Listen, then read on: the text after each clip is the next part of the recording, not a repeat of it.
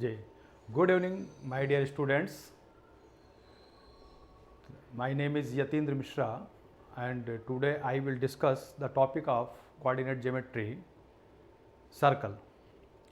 Before circle, we must know about locus. What is the locus? So, locus is always a path followed by a moving or variable point which moves under some given geometrical conditions.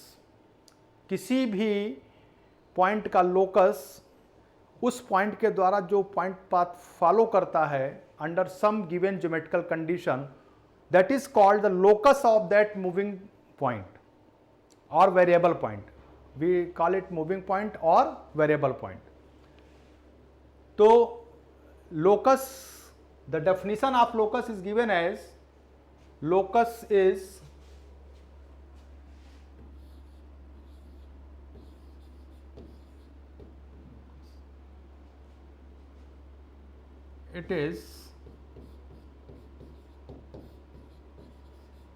path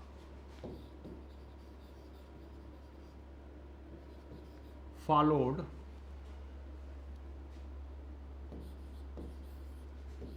by a moving or variable point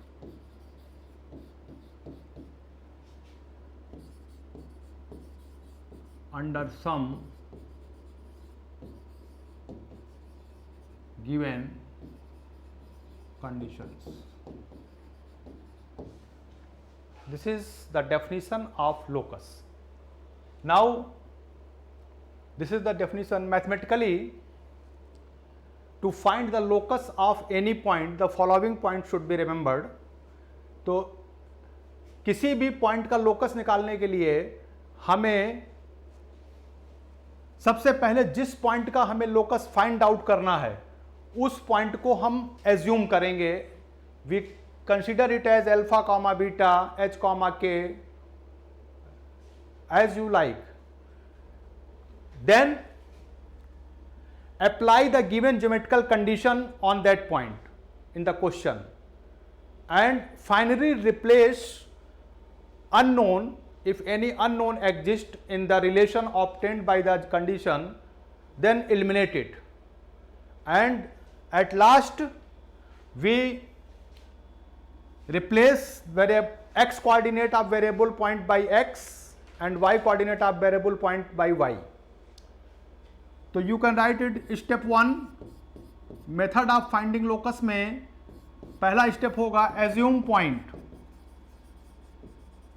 assume point as h comma k. Step 2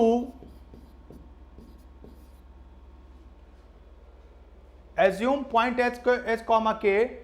जिस point का आपको locus find out करना है उस point को आप assume करेंगे. सबसे पहले एच कॉमा के ले सकते हैं, अल्फा बीटा ले सकते हैं, जो भी आपकी इच्छा हो. उसके बाद apply the given geometrical conditions. अभी हम एक एग्जांपल देंगे इस पर. Apply the given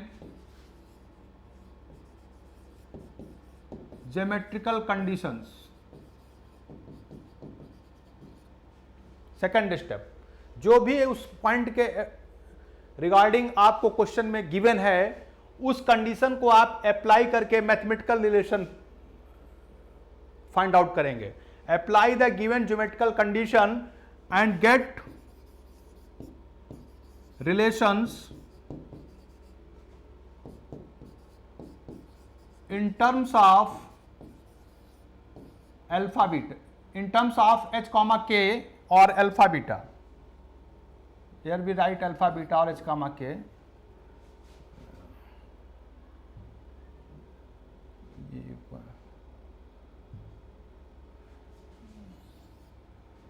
h comma k. दो स्टेप है. पहले आपको पॉइंट एज्यूम करना है, उसके बाद आपको जो भी उस पॉइंट के रिगार्डिंग इंफॉर्मेशन गिवन है ज्योमेट्रिकल कंडीशन, उनको मैथमेटिकली अप्लाई करके रिलेशन निकालना है in terms of h comma k and step 3, eliminate unknowns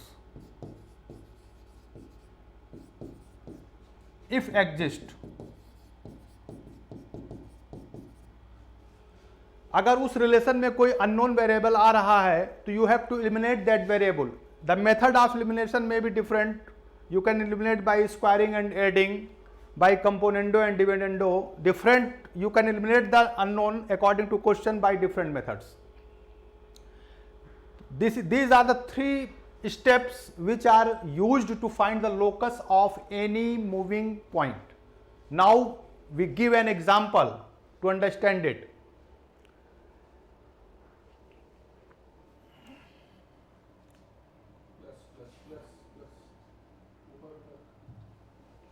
Now we give an example to understand it. एक एग्जाम्पल हम लिख रहे हैं.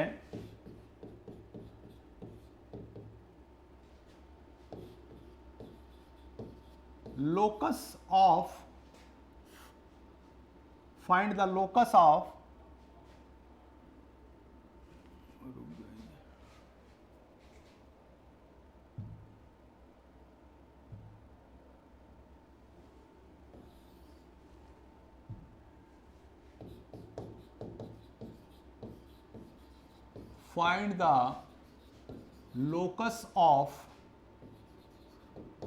midpoint of a rod of length L which slides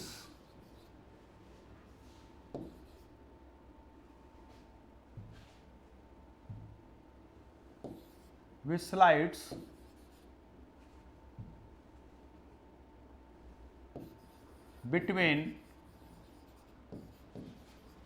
two mutually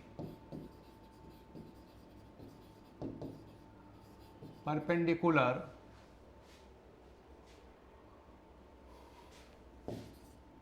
walls. Here we have to find the मतलब एक rod है which is rest on two mutually perpendicular rod. तो locus निकालने में हमेशा एक चीज ध्यान रखिए कि लोकस का जो रिलेशन आएगा फाइनली किसी भी पॉइंट का जो लोकस आएगा वो हमेशा गिवन क्वांटिटी जो होगी उसके टर्म में आएगा. और always you have to eliminate unknown. तो अब यहां पर हमें रॉड की लेंथ गिवन है तो लोकस जो होगा एल के टर्म में आना चाहिए और एल और एक्स और वाई के टर्म में. तो अब इसको करने के लिए अब यहां पे कहा है कि टू म्यूचुअली परपेंडिकुलर वॉल्स. तो कभी कभी हमें चॉइस ऑफ एक्सिस खुद सोचना पड़ता है लोकस निकालने के लिए. तो हम यहां पर कंसीडर करेंगे दो mutually perpendicular walls as x axis and y axis. तो we take x axis and y axis as two mutually perpendicular rod, two mutually perpendicular walls.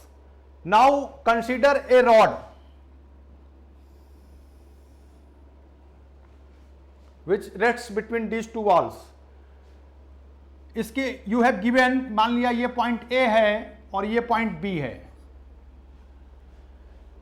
इसके मिड पॉइंट का लोकस निकालना है तो ये मिड पॉइंट मान लिया, ये जो मिड पॉइंट है इसको हमने मान लिया H, K.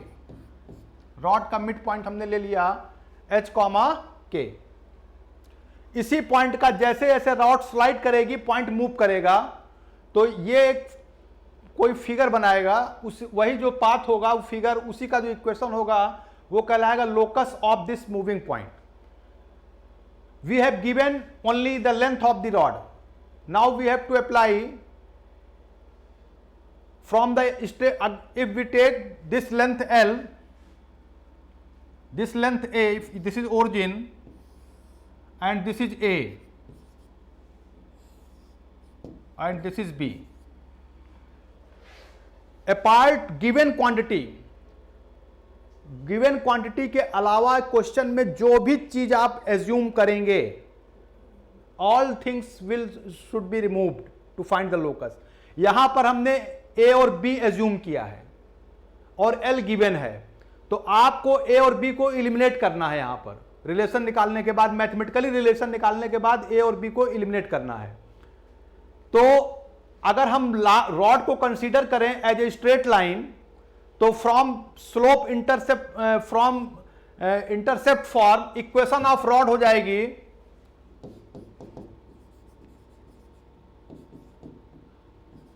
Equation of rod, या we can also find this locus by another method. This is point a comma 0 हो गया and this point is 0 comma b. तो एक रिलेशन हमको मिल गया यहां से by Pythagoras. We can use a square plus b square is equal to L square. एक रिलेशन हमको ये मिल गया बाय पाइथागोरस। सेकंड जो होगा, आप लोग जानते होंगे कि mid point we can take h is equal to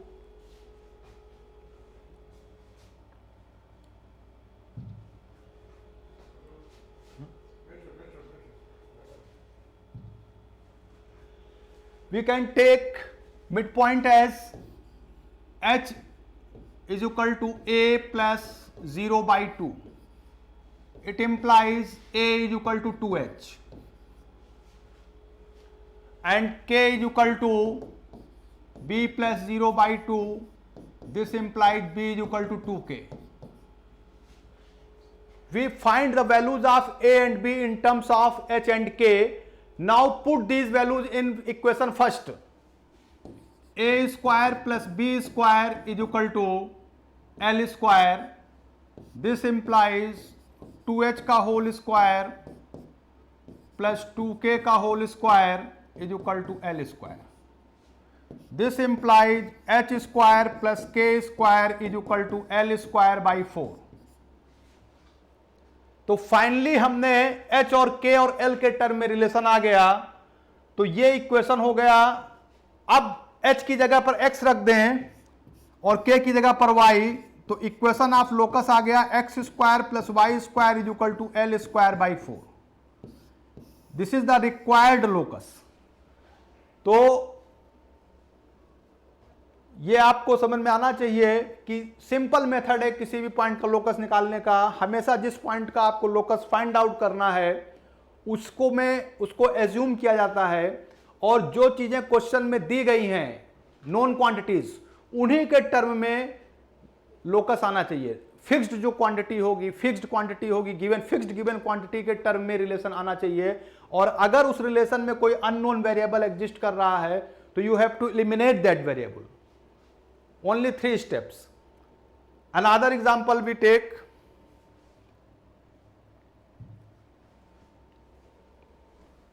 Second example देखिए इसी से।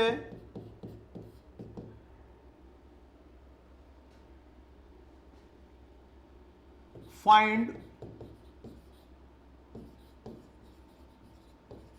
locus of midpoint of portion intercepted by the line x cos alpha plus y sin alpha is equal to p. p is fixed constant, जिसको हमने fixed constant कह दिया। This is the normal form of straight line. तो जो fixed constant होगा, fixed given quantity होगी, उसके term में हमेशा लोकस आएगा। तो लोकस विल, और यहां पर अल्फा इज अननोन वेरिएबल।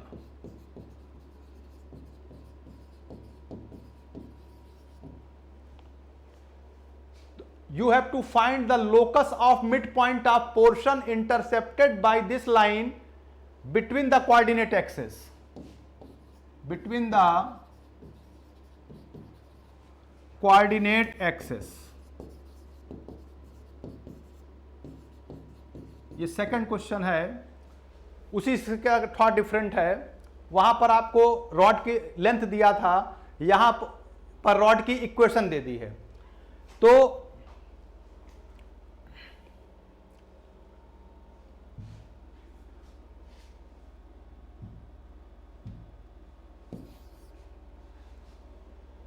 अब देखिए इसको करने के लिए ये नॉर्मल फॉर्म है, स्ट्रेट लाइन की इक्वेशन का नॉर्मल फॉर्म है ये। यहां पर P जो होती है नॉर्मल की परपेंडिकुलर डिस्टेंस होती है which is fixed from origin, and alpha is the angle made by the normal. तो you can draw this line,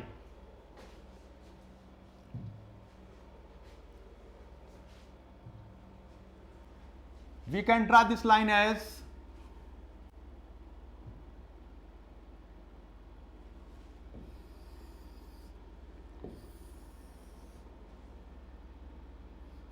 this is the line, this angle is alpha and ये origin ये L मान लिया point, ये length P है, OL is equal to P and x y, this angle is alpha and this angle is alpha.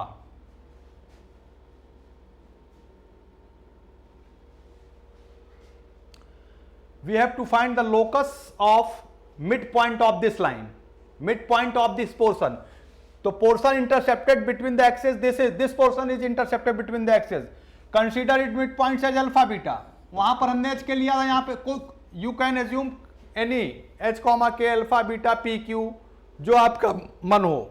Finally you have to put in place of x coordinate x, in place of y coordinate y. अब this is the equation of line x cos alpha plus y sin alpha is equal to p. तो यहां पर ये point A ले लिया हमने और ये ले लिया B. अगर इस इक्वेशन में हम y बराबर 0 लिख लें, for y is equal to 0, x की वैल्यू आ जाएगी p sec alpha, and for x is equal to 0, y की वैल्यू आ जाएगी p कॉसेक अल्फा. किसी भी कर्व का या किसी भी लाइन का अगर हमें x एक्सिस पर इंटरसेप्ट चाहिए लेंथ ऑफ दे, तो उस कर्व के इक्वेशन में हम y 0 रखते हैं, और अगर y एक्सिस पर चाहिए इंटरसेप्ट तो x 0 रखते हैं. तो x इंटरसेप्ट आया इस लाइन का, इंटरसेप्ट का मतलब length of the length made by the line on that axis. तो ये OA हो गया आपका p सेक अल्फा और OB हो गया p cosec alpha. We can write the coordinates as p sec alpha comma 0, और ये हो गया 0 कामा p कॉसेक अल्फा. अब by same as previous question, the midpoint alpha will be, alpha is the midpoint of this portion AB. So we can write alpha is equal to p sec alpha by 2. This implies sec alpha is equal to 2 alpha, sorry, यहां पर angle भी alpha है, तो इस you can consider it point as h comma k ले लीजिए ताकि confusion ना हो.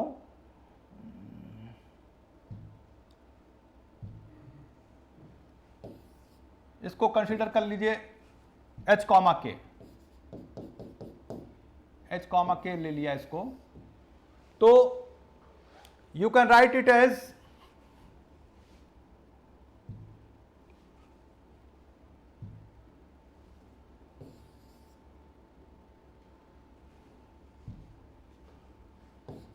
h is equal to, this implies sec alpha is equal to 2h by p. Hence cos alpha की वैल्यू हो गई p by 2h. Similarly k is equal to p cosec alpha by 2. This implies sin alpha की value आ जाएगी यहां से p by 2 के. हमको cos अल्फा और sin अल्फा की वैल्यू गिवन क्वांटिटी p के टर्म में मिल गई. अब हमें अल्फा को एलिमिनेट करना है, तो इसको इक्वेशन 1 मान लीजिए और इसको इक्वेशन 2. तो by squaring and adding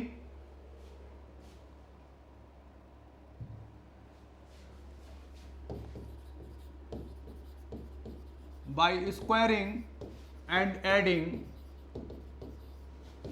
1 and 2, we get cos square alpha plus sin square alpha is equal to p square upon 4h square plus p square upon 4k square. This implies 1 is equal to 4 is equal to, ये 1 हो गया और 4 is equal to 4 को इधर ले आए, p square into 1 by H square plus 1 by के square. तो लोकस आ गया फाइनली. दिस इंप्लाइज h की जगह x रख दीजिए और k की जगह y. तो फाइनली हमारा जो लोकस आया वो आया 1 by x square plus 1 by y square is equal to 4 upon p square. This is the required locus. तो ये दो क्वेश्चन थे लोकस के, दोनों में हमने अननोन को एलिमिनेट किया, अननोन को एलिमिनेट किया दोनों क्वेश्चंस में.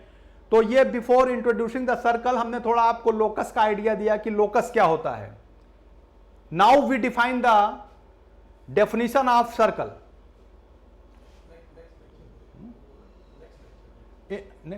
In next lecture we will discuss the circle.